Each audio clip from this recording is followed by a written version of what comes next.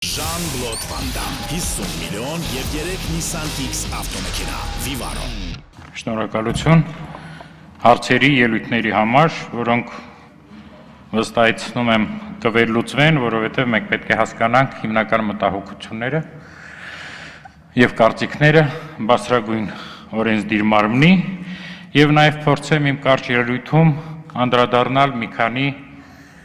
ելույթների բովանդակությանը կամ հարցադրումներին։ Որոշ մտահոգություններ այս օրենքի նոր նախագիծը հանում է, որովհետև օրինակ հանրային մուլտիպլեքսում գործող հեռուստաընկերությունների համար նախատեսված է հանրօգուտ հաղորդումների մինիմալ շեմ,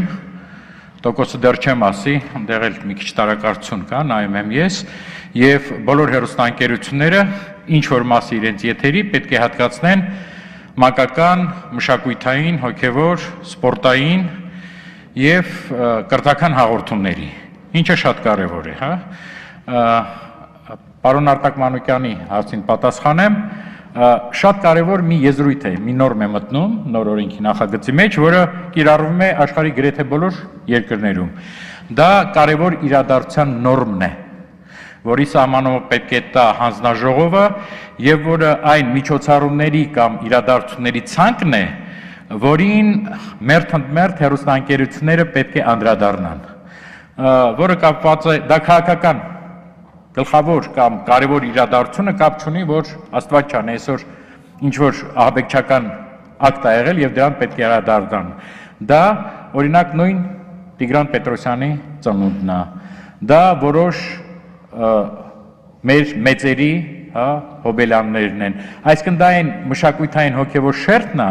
որին հեռուստաընկերությունները ըստ մեր հանձնաժողովի կազմված ցանկի, հա, կամ հուշամատյանի, այսպես ասեմ, նրանք պետք է պարբերաբար անդրադառնան։ Եվ երկրների փորձը այնպես է, որ 2, 3, 5 տարին մեկ այդ ցանկը փոփոխվում է, որտեղ վերջո պետությունը արդիականանում է, հա, առաջնությունները կամ արժեքները նույնիսկ ցանկը փոխվում է եւ այլն։ Այսինքն որոշ խնդիրներ այստեղ նոր օրենքը լուծում է։ Տեսեք, դուք քաղաքական մարմին եք եւ դժգոհությունները մեծ մասամբ գնում են քաղաքական ոչ միգուցե հավասար լուսաբանման մասին, ընդհանրապես քաղաքական process-ների ուղեկցության մասին է դժգոհությունները եւ նրանք այո շատ ժամանակ աղաղված են եթերում լինում, մեզ հանձնաժողովին, որը խորացած է այդ գործերում, շատ ավելի այլն է մտահոգում, որովհետև հավատացնում եմ ձեզ, այդ քննադատությունը, որ կա հարկի կամ անհարկի, այստեղ մարդիկ կան, որոնք այդ թոհուբովով անցել են, հա, ես վերադարձնում եմ Հովիկ Իգիթյանին հատ բանը, 90-ական թվականներին նույնն էր, կեսերին, նույն Անդրանիկ Քոչարյանը կհիշի, մեզ դաժանորեն քննադատում էին անհարկի։ Այն ժամանակ չկար ինտերնետ իհարկե, բայց կային տասնյակ լրատվամիջոցներ, տպագիր, որոնք ամեն ինչ գրում են, ինչ հնարավոր է։ Ես մի քանի արկղ ունեմ պահած միայն իմ մասին։ Եվ հավատացնում եմ ձեզ, դա մեր աշխատանքին չէր խանգարում։ Ինչ որ կարելի էր շտկել, շտկում էինք, ինչը չէինք կարող չենք շտկում եւ պատասխանում էինք մեր գործունեության համար ոչ թե պատտվող լուրերի։ Մեզ ավելի շատ անհանգստացնում է այլը։ Տեսեք, մենք համատում ենք 19 թվականը 18-ի կամ 17-ի հետ եւ պարզվում է քաղաքական հաղորդումների հաշվին, քաղաքական հաղորդումները, քանի որ հետաքրքրությունները մարդկանց հեղափոխությունից հետո ավելի մեծ են, հա, զանգվածները քաղաքականացված են, քաղաքական հաղորդումների տոկոսը մեծացել է եթերում եւ նվազել է կրթական, մշակութային եւ մանկական հաղորդումների տեսակարար կշիռը։ Դա մեզ ավելի շատ է մտահոգում, այսինքն մենք ուզում ենք առաջերտին օրենսդրությունը այդ բազային մեր արժեքների կարգավորումը տա, ոչ թե այս կամ այն պաշտոնյային քննադատել են թե ոչ։ Դա ձեր անձնական հարաբերությունների մեջ է, որը շատ ժամանակ վատ եք կատարում։ Հերքում չեք պահանջում, դատարան չեք դիմում, հա։ Բանի երկխոսության մեջ չեք մտնում եւ այլն, հա։ Շատ կարեւոր է։ Եվ երկրորդը ինչ կուզենայի առիթը ասեի, տեսեք, այս 1.5 տարվա մեջ խորհրդարանը ընդունել է 4 փոփոխություն, որը կապված է մեր բնագավառ հետ հեռուստատեսության եւ ռադիոյի։ 5 նախագիծ կար, մեկը պարոն Արտակ Մանուկյանի եւ Վարազդատի հանվեց, հա, բայց բոլոր 5-ը, որի 4-ը ընդունվել էր, վերաբերում էր գովազդի կարգավորմանը հեռուստարադիոյի եթերում։ Ես չեմ կարծում, որ ամենամեծ առաջնությունը, որը կանգնած է այն մարտահրավերն որ կան, վերաբերում են գովազդին։ Ես սա ընդամենը փաստում եմ, որ դուք բարձրացրեցիք, հարգելի պատգամավորներ, տասնյակ խնդիրներ, որի կարգավորումը ձեր ձեռքում է։ Սա որպես փաստ էլի նշեմ, որպեսզի մենք ավելի ուշադիր լինենք։ Շատ խոսվեց սեփականատերի թափանցիկության մասին, ինչ որ նոր նորմեր, այսինքն մեծանում է, ես միգուցե սխալ եմ էթիկ օրերանում, որ խոսում եմ նոր օրենքի մասին, բայց ինչ որ խնդիրներ լուծվում է այնտեղ, սակայն իմ խորին համոզմամբ դա խնդիրները չի լուծում։ Խնդիրը լուծում է բովանդակային պահանջները։ Ես միշտ այդ կենցաղային օրինակներ եմ բերում իմ համար, որ պարզ լինի, երբ որ մենք գնում ենք բենզալացկային բենզին լցնելու, հա, լիցքավորելու մեր մեքենաները, մենք չենք նայում դա ումն է։ Մենք նայում ենք սպասարկման եւ բենզինի որակին։ Այն ստանդարտներին, որոնք դրված է, եթե ստանդարտները պահպանվում են, շատ նորմալ է, եթե չէ։ Այսինքն, եթե լինի այն բովանդակային նորմերը, որը մենք կարծում ենք, որ նոր օրինագծում եւ ամբողջ դաշտում պետք է լինեն, ապա սեփականատերը, եթե չկարողանա օգտագործի որպես միշտ կրկնում եմ այդ բարակապակցությունը, որպես բութ քարոզչական միջոց, որևէ կապ չունի դա ում սեփականությունն է, որտեվ այդ տվյալ անձը, եթե չի կարող իր անձնական նպատակների համար վերդասելով իր անձնական կամ կուսակցական շահերը օգտագործել այդ լրատվամիջոցը, ինքը այն չի օգտագործի։ Հասկանում եք, այսինքն բացի, ինչը շատ կարևոր է, թափանցիկությունից շատ կարևոր են նաև այդ բովանդակային նորմերը, որոնք ինչ որ չափով օրենքի նոր նախագիծը տալիս է։ Ճաշակի չափորոշիչներ չկան եւ չեն կարող լինել, դա մեկ։ Երկրորդը, երբ որ մենք խոսում ենք հեռարձակողների մասին, նրանք պետք է բավարարեն բոլոր սոցիալական խմբերի, բոլոր շերտերի, տարեկային, սոցիալական, ճաշակային պահանջմունքները։ Եվ եթե մարդիկ կան, որոնք սիրում են անունը չտամ SS երկչի համերգը, ապա այդ երկչի համերգը եթերում պետք է լինի։ Եթե պահանջարկ կա հնդկական սերիալ նայելու, որ իր մեջ չի պարունակում էրոտիկա, բռնություն, կոչեր, հա, եւ այլն, ապա այդ մարդիկ պետք է հնարավորություն ունենան այդ սերիալը նայել։ Սա իմ բան անփոփոխ է։ Մենք ես մի բան էլի հիշեմ, մենք 1995 թվականին, երբ որ պետք է լիներ այոս համառությանը համերգը, մենք կազմակերպում ենք, գեղարվեստական խորհուրդը հատուկ հավաքվել էր, որպեսզի որոշի Արամ Ասատրյանին ելույթի իրավունք տալ, թե չենք, մի հատ շատ սիրուն երգ ուներ, ռաբիշ չէր, նորմալ մշակույթային, մենք նստած որոշում ենք, արդյոք դա ճիշտ էր, իհարկե ոչ, բայց այն ժամանակ մենք պետական հեռուստաընկերություն էինք, այլ հեռուստաընկերության չկար, սովետական ստանդարտներով են գնում եւ այլն։ Սակայն ճաշակների բազմազանությունը ապահովում է այդ հեռարձակողների ամբողջ կազմով։ Մեկը կտա լավ դասական երաժշտություն, մյուսը կտա մի քիչ ավելի ցածրաճաշակ մեր կարծիքով բովանդակություն, բայց եթե նրանք չեն հակասում օրենքին, չեն հակասում նորմերին մեր մոտ ընդունված, ապա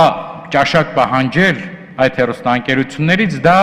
օրենսդրական նորմ չի, որի մասին չարժի խոսել։ Այստեղ հնչեց մեր հանձնաժողովի անդամի մասին կարծիք։ Օրինակ Արաքելյանի ընդհանրապես այդ հարցը հրապարակավ չի խոսվում, բայց միշտ շատ ժամանակ մասնավոր զրույցներում, սոցցանցերում, հին կազմա, ես կուզենայի շատ կարճ անդրադառնալ այդ հարցին եւ փորձել վերջակետը դնել։ Այո, ամբողջ կազմը մեր հանձնաժողովի ձևավորված է մինչև 2018 թիվը։ Կազմում են շատ տարբեր մարդիկ, տարբեր ուղի անցած, տարբեր քաղաքական հայացքներով։ Այնտեղ կան 2 հոգի, որոնք կռվել են Արցախյան պատերազմի ժամանակ։ Կա նախկին նախարար, կա անձնավորություն, որը եղել է ազգային ժողովի աշխատակազմի ղեկավարը, կա մեկը, որը ղեկավարել է մանկական ալիք, եւ մենք բոլորով կարողանում ենք ապահովել օրենսդրական նորմերը եւ ներդաշնակ փորձել կարգավորել այս հեռուստաընկերությունների աշխատանքները Ես լիակատար բոլորին վստահում եմ, մենք ունենք շատ տարաձայնություններ, հա, ինձ շատ ժամանակ, շատ ջանք է ինձանից պահանջում, որպեսզի ես ինչ-որ բանում համոզեմ։ Մենք վիճում ենք, բայց հավատացնում եմ ձեզ, այդ մարդիկ հայրենասեր, իրանց գործը սիրող մարդիկ են եւ ես բոլորին խնդրում եմ այլևս այլ կամ այն կուսակցական պատկանելիությամբ մարդկանց չպիտակավորել։ Նրանք այս երկրի քաղաքացիներ են, նրանք ազնիվ մարդիկ են եւ իրենց կարողությունների չափով փորձում են կայացնել այս դաշտը։ Ես նորից եմ կրկնում, այս մի քիչ էթիկայից դուրս խնդիրները եւ մեր ամենաավակ ընկերն է Կորյուն Արաքելյանը, որը շատ լավ մշակութաբան է, լավ բաներն է, հա, եղել է, բայց միջալուց այդ նույն մարդը 2003 թվականին Բաղրամյան պողոտայում դուբինկայով ծեծակերել։ Ոչ բոլորն են այստեղ այդ ծեծը կերել։ Սա մեր հանձնաժողովի մասին։